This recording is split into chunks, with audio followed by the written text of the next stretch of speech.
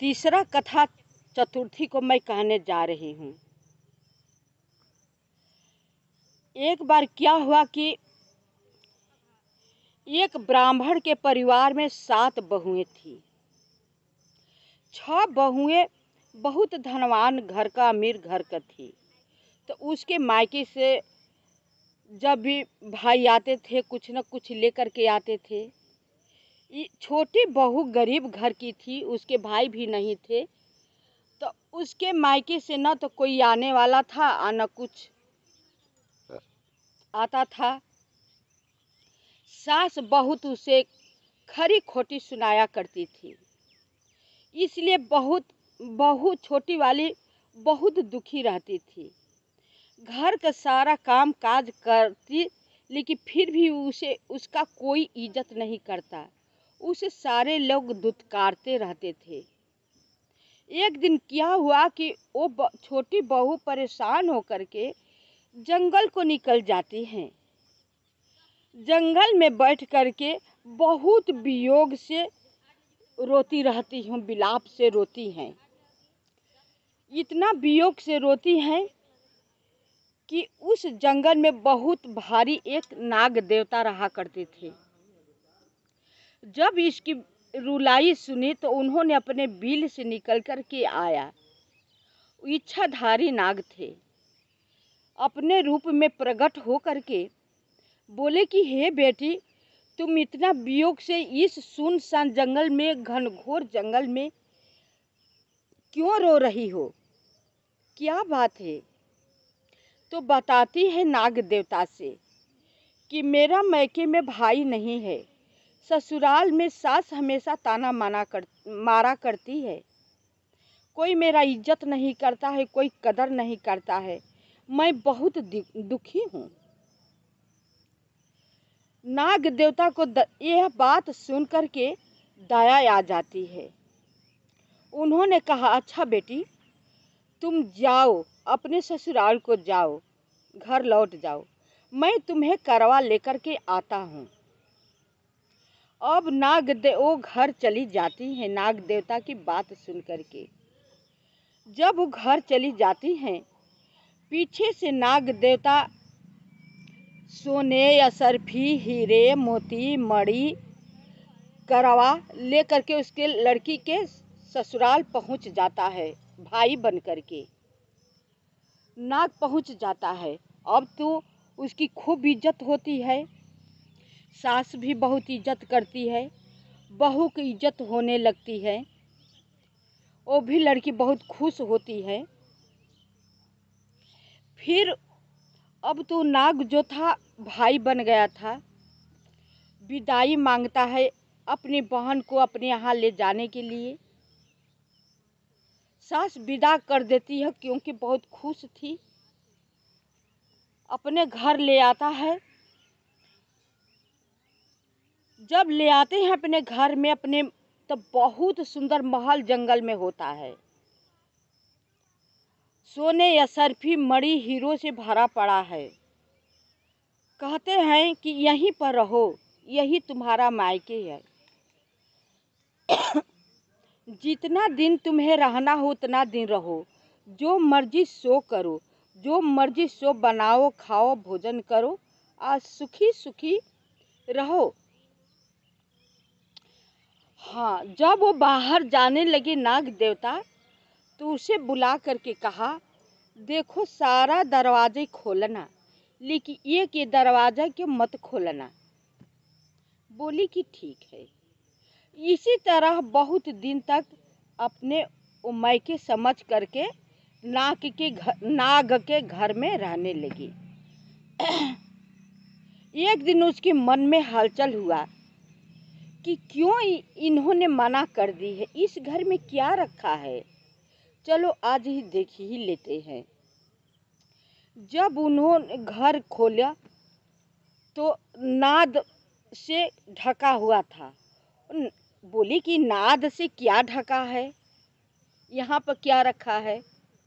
जब उसे उठाती है तो हजारों सर्प के बच्चे रेंगने लगते हैं।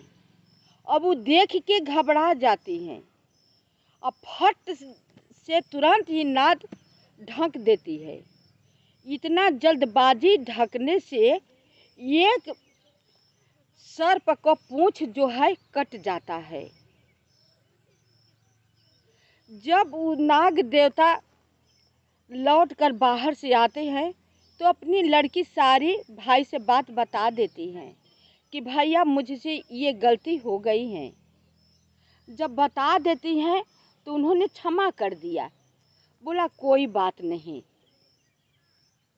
अब वो अपने ससुराल चली। जब उसे ससुराल जाने की इच्छा हुई तो नाग देवता भली भांति से उसकी विदाई की। बहुत प्रकार धन दौलत दे करके उसे मायके विदाई कर दी। जब बड़ा हुआ, जो सर्प का पोंछ कटा था उसे सब लोग बंडा बंडा कहते थे। जब बड़ा हुआ तो अपने माँ से पूछता है कि हे माँ, मेरी पोंछ कैसे कट गई? लोग मुझे बंडा कहकर बुलाते हैं, मुझे अच्छा नहीं लगता है बंडा कहकर बुलाते हैं। माँ ने सारी बात बता दी कि तुम्हारी जो बहन है ना, वही तुमको नाद से ढकी थी, निकाला, डर गई, घबराहट में नाद के फिर ढकी, इस तुम्हारा पोंछ कट गई। तो सब लोग बंडा बंडा कहते हैं। अब उन्होंने कहा कि मैं आज उसे समाप्त कर दूंगा, ससुराल जा रहा हूँ, उसे काटूंगा, काट करके उसे समाप्त कर दूंगा। बंडे के माँ ने बंडा को बहुत समझाया कि तुम्हारी बहन है, ऐसा मत करो, उसे अनजाने में तुम्हारी पोंछ कटी हुई है। लेकिन बंडा ने एक नहीं सुनी। उसके ससुराल पहुंच जाता है। एक जगह छिप कर वो बैठ जाता है, सोचने लगता है कि इसे मैं किस प्रकार काटूं, कब समय मिलेगा इसे काटने के लिए। तो एक जगह छिप जाता है और सोचता रहता है। तब तक से क्या सुनता है कि उसकी सास उसको कोई लड़की को कोई चीज़ की लांछन लगा रही थी और बार बार लड़की बोल रही थी कि मैंने नहीं की है, मैंने नहीं की है। लेकिन सास उसको कुछ सुनने की तैयार न थी। यहाँ तक कि बहुत कस्में खाई, फिर भी नहीं मानती थी। तब अंत में लड़की ने कहा, मेरा बंडा भैया सबसे प्रिय है, मैं उसकी कसम खा कर कहती हूँ कि मैंने ये कार्य नहीं किया है, हमने नहीं लिया है, मुझे मालूम भी नहीं है। जब यह बात बंडा सुनता है तो कहता है कि अरे, मेरी बहन मुझसे कितना प्यार करती है, मैं इसे काट कर समाप्त करने के लिए आया हूँ, मैं नहीं काटूंगा। वो बंडा सर्प जो है वहीं से चुपचाप अपने घर को लौट जाता है। अपने माँ के पास जब जाता है तो माँ पूछती है, बदला लेकर बहन से आ गए? कि नहीं माँ, मैं बदला अपनी बहन से कैसी बदला? तो बंडा ने सारी बात बताया कि वो बहन मुझसे बहुत प्यार करती है। वो कसम खा करके अपने सास से कही कि मेरा सबसे प्यारा बंडा भैया है, उसका मैं कसम खा कर कहती हूँ कि मैंने इस चीज़ नहीं ली है, ये कार्य नहीं की है। उसकी सास ने मान गई। अब बताओ माँ, मैं कैसे उसे काट देता? माँ बोलती है कि मैंने तुम्हें पहले ही समझाया था कि तुम्हारी बहन बहुत ही अच्छी है, उसे भूल से ऐसी हो गई, उसे मत ऐसा काम करो उसके साथ। तुम्हारे बड़े भैया ने क्षमा कर दी थी कि हाँ माँ, वो अच्छी है मेरी बहन, मैं भी क्षमा कर देता हूँ। ये कथा आप सबको कैसी लगी कमेंट में मुझे बताइएगा। आप पूरी कथा सुनेंगे, वीडियो देखेंगे तो आप सबको अच्छा लगेगा, इसका रहस्य को पता चलेगा कि ये सर्प होकर के इंसान से भी अधिक उसके अंदर मान्यता है। कैसे करता है? इंसान पता न जाने किस किस स्वभाव के होते हैं, लेकिन सर्प से हमें सीख लेनी चाहिए कि एक सर्प दुखिया को दुख समझता है और उसी दुखियारी को, औरत को अपनी बहन बना करके उसकी सारी दुख दूर कर देता है।